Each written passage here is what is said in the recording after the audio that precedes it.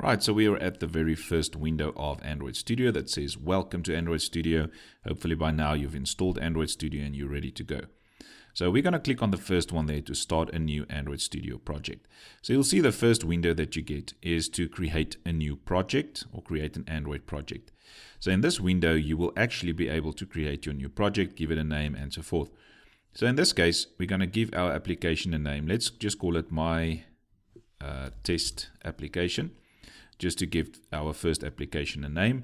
We're not actually going to build something, but just going to go through the basics of the IDE. Okay, so for your application name, it can contain spaces there.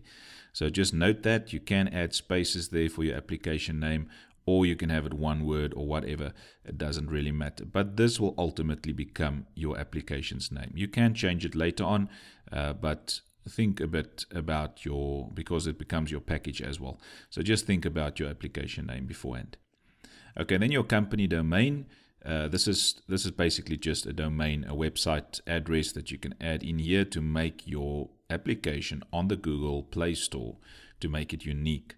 Every application on the Play Store must have a unique package name. So it depends on your specific domain. Obviously, if you buy a domain online, that domain is unique, and that is why you can use your domain here and it will be unique.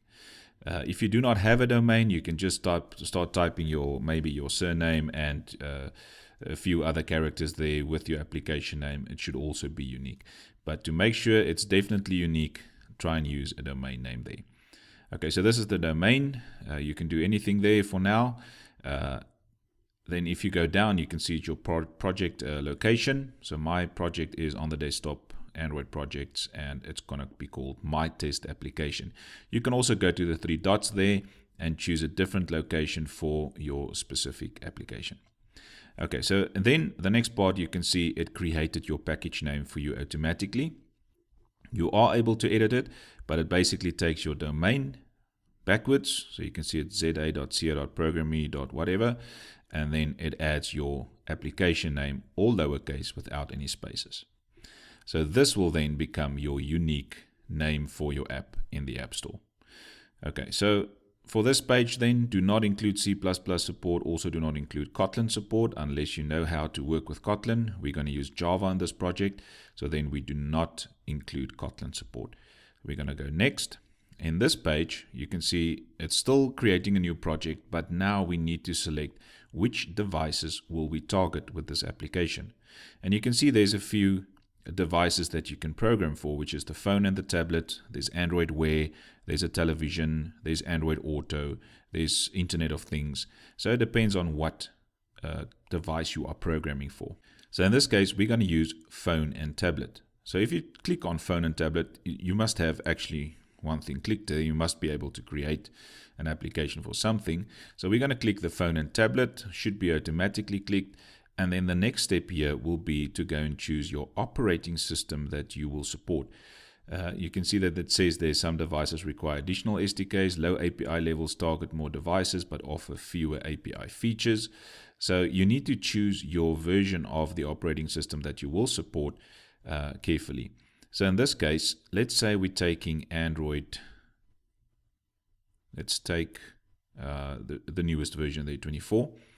And then it says by targeting API 24 and later, your app will run on approximately only 8.1% of all devices currently on the Google Play Store. If you've got an internet connection, this will be a correct estimate of devices that's currently running apps on the Play Store. Okay, so it's only 8.1%. But if you go to a lower version, for example, KitKat 4.4, you can see that it runs on 90.1% of all devices. So if you know that you're only going to create apps for basically that supports Android 8 Oreo, then you will know, well, you can see there for Android 8, it supports actually less than 1% of all devices. But if you're creating an app for a company and all of them has got Android 8 on their phones, then you can choose this one. But if you're going to place it on the App Store for a lot of users to use, I would recommend going for a lower version. For now, we will, in our applications, probably use 4.4 or 5.0. 5.0 is also targeting 71%, but I think KitKat You can go lower, ice cream sandwich, then you know it's 100%. That one is 100%, 4.1. Okay, so if you want to get 100% of all the devices, you should go for Android 4. So in this case, I think let's just go with 4.4, which is KitKat, and we're targeting 90.1% of all devices. And then you can just say next. In this page, you can see we're still creating the new project, and now we need to add an activity. And an activity is basically a screen that the user will see.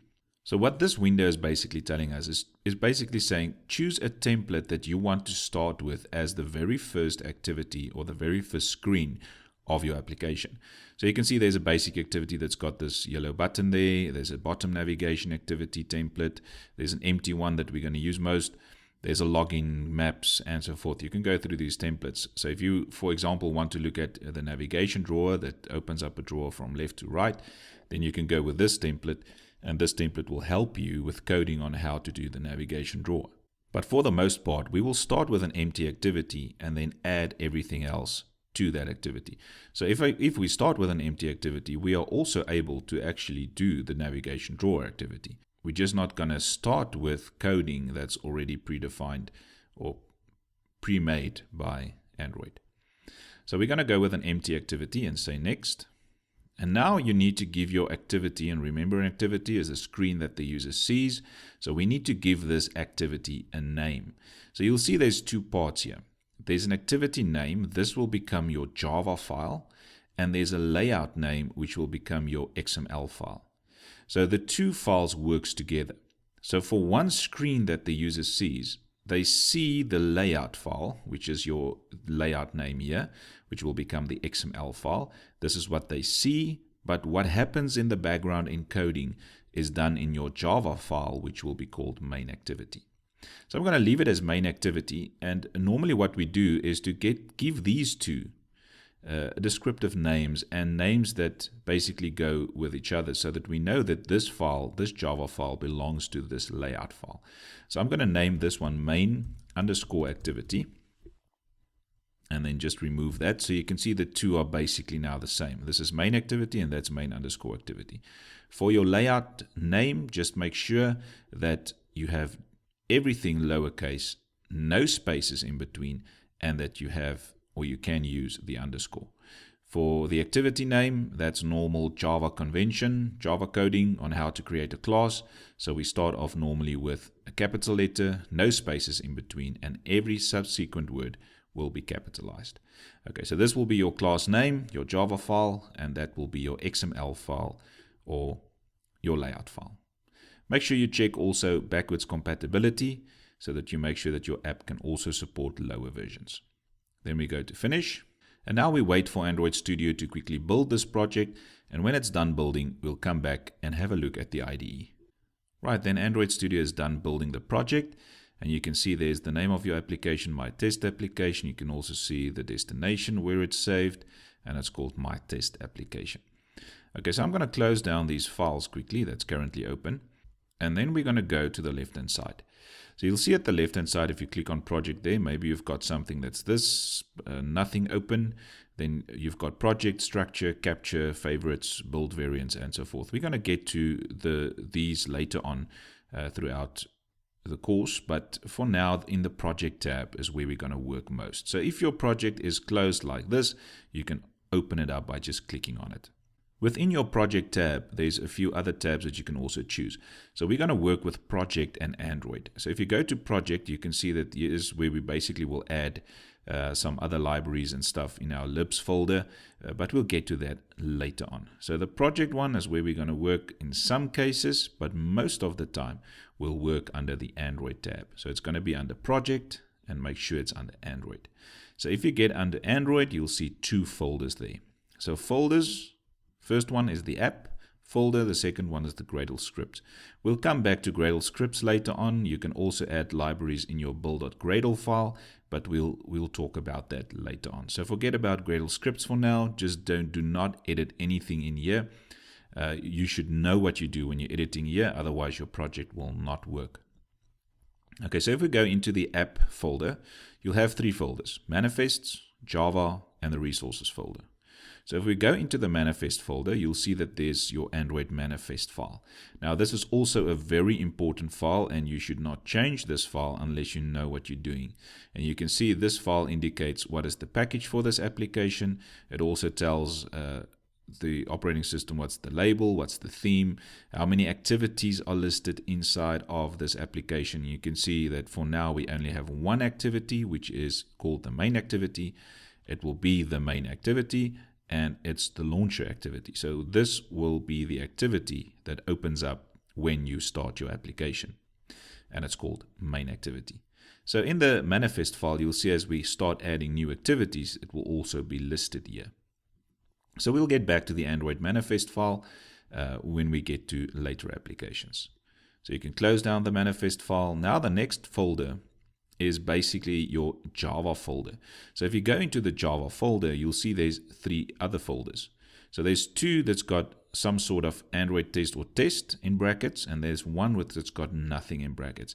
So this is the one we will use mostly, and you will see if you open up that one, there's the main activity. So this main activity is now the Java file. If you open up that main activity file, you can see it's called mainActivity.java. It's got a package declaration at the top, which is the same package as the one that you've got there, the one that you defined right at the beginning. It's got some import statements, normal Java convention, import statements at the top. And luckily with IntelliJ, by the way, Android Studio is based on IntelliJ. So in IntelliJ, you've got import statements added automatically as you type, which is quite nice. Okay, so in Android Studio and IntelliJ, you've got the same functionality. Right, then you can see there's the normal class declaration, public class, main activity. It inherits from the app compat activity. You remember app compat to make compatibility for lower versions of the operating system also possible. So make sure it extends app compat activity, and it should do so automatically. And then there's the onCreate method that is like the normal main method in Java, and this is where your activity will start. But we'll get back to this. So that's the main activity Java file. Now, if we go into the resources folder, the rest folder, you'll see there's drawable, layout, mipmap, and values. So your drawable and your mipmap folders will hold images that you're going to use inside of your application. So under drawable also, you can see there's your launcher. That will basically be the icon that will show when the user installs it on your phone. That will be the icon for the app. The second one is the layout, where we will keep all the layout files that corresponds with our Java files. For example, this Java file main activity is connected to mainActivity.xml there. We'll get back to that now. So this is the layout folder. It will have all the layout file. Also other layout files that's not connected to activities will also be listed inside of your layout folder. So the mipmap folder also, you can see there's part of the drawables of the launcher icon is there, also some of them here. So your drawable and your mipmap folder is for images. If you go to your values folder, you can see there's a colors XML where we'll have all the colors for our app. A strings XML if you want to do some translations later on. We're going to use the strings XML, and also styles if you're going to use different styles for different things in your application. Okay, so now let's just go back to the main activity. And you can see in the main activity, one of the first lines there after the call to the super onCreate is set the content view. So we're basically telling this Java file that the content view, or the file that goes with this main activity, is called main_activity. And you get there by saying R, which is resources, then layout, going to the layout folder, and then called main activity. And there it is, mainActivity.xml. So we're linking up the main activity Java file with the main activity XML file. And remember, this is the layout file. And we'll open it now to see how it looks. Luckily, Android Studio, whenever you create a new activity, creates this and sets this up automatically. You must just make sure that then you name the two the same so that it is easy to go and see which Java file goes with which layout file. Now let's close down the Java file and open up main activity XML. Now, depending on the speed of your computer, this could take a while to just refresh the layout. But you can see now we've got a whole new set of options available to us. So before we get into the main activity, let's just go through the top there. You can see that you can open up a new project, you can save, you can sync, you can undo, you can copy, paste, and cut. You can build. There's a run option that we're going to get to in this video still. If you want to run the application, how do you do that? There's debugging. Then this one is to attach a debugger. There you've got your AVD, your Android Virtual Device Manager, that we're also going to do in this video still. And then there's your SDK Manager that we talked about.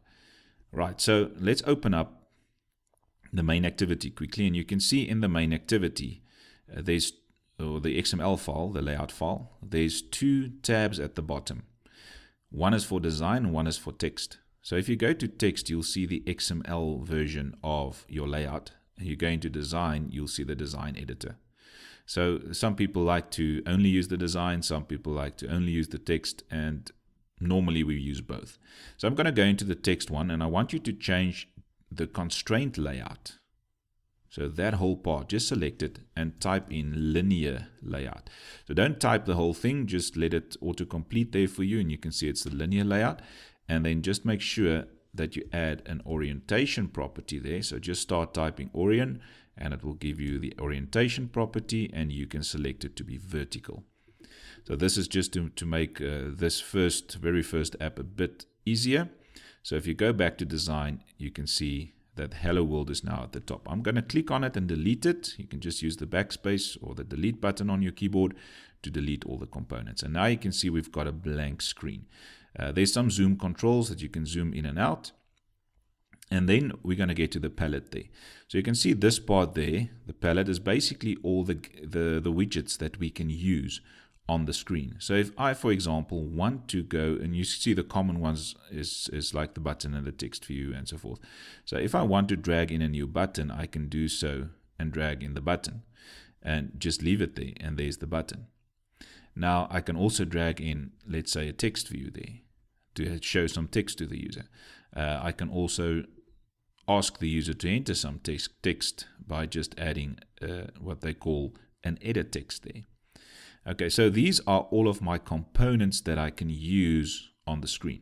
Now, very important, if you click on any one of these components, you can see that there's an attributes window there on the right hand side that's open, where we can set a lot of properties for that specific component. So for a button, you'll have some properties. For a text view, you will have some of the same properties, some will be different, and so forth. And we're going to look at that in the next video. So make sure about the attributes. We should use this one a lot. This is your attributes. If you click on any component, we can set some settings for it. For example, just as an example, I can set the text for the button as click here or whatever you want to do, and it changes the text there. Okay, so that's the properties or the attributes window. If you go to the component tree there on the left hand side, you can see that this gives you an overview of what you have on the screen. So you can see our root component is the linear layout that's vertical, and then there's a button, there's a text view, there's an edit text. So if you're having trouble clicking on a specific component on the screen, it's also easy to just go to the component tree and click on a component there to edit. Then at the top there, you can see that we've got design, blueprint, design, and blueprint. So if you're using a constraint layout, just use the zoom controls. You will probably look at both of these, which is the design and the blueprint. But if you're using just the normal linear layout, the normal design will be fine. Then you can also set the orientation to portrait, authored, landscape. I can make it landscape there. I can make it portrait again. You can also set the UI mode, the night mode, and some other settings you can set there. You can also set the specific device that you want to code on. So let's say you're developing for a television and you want to see how your app will actually function on a television. Then you can go and select a television here, and it shows you how will it look on a television screen, for example. Okay, it will look something like this. Right, so let's just go back to, let's say, an Nexus 5 there. Then you can also choose the operating system to see how it will look. So for example, 19 there, if it refreshes, you can see in 19 we did not have the colored notification bar there at the top. So this is how it will look on API 19. On 28, we've got it colored, the same theme as your app. which is quite nice. Then you can also choose the app themes there. You can play around with that. You can also edit your translations, which goes along with your values folders, strings XML, but we'll get to that also later. You've got your zoom controls and so forth. So this is the basics of Android Studio, the IDE, and when we develop our first application, we'll get into this a whole lot more. So the next part that we want to do now is to just click the play button there. And when you click the play button, it's like running now this application on a phone. But now if you have your phone connected to your PC and all the drivers installed and so forth, then it will show also under connected devices. But if you do not have a device to test it on, you can create virtual devices. So you can see I've got a few there, but probably if this is the first time you're running Android Studio, you won't have any devices there. So you need to create a new virtual device. And then it gives you an option of devices that you can create. And I would recommend taking these with the Google Play Store icon there.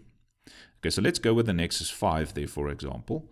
And you can see that it gives me, I've only got, for the Nexus 5, I only have one image that is Android 8.0, the Google Play one that I can actually use, or also Nougat.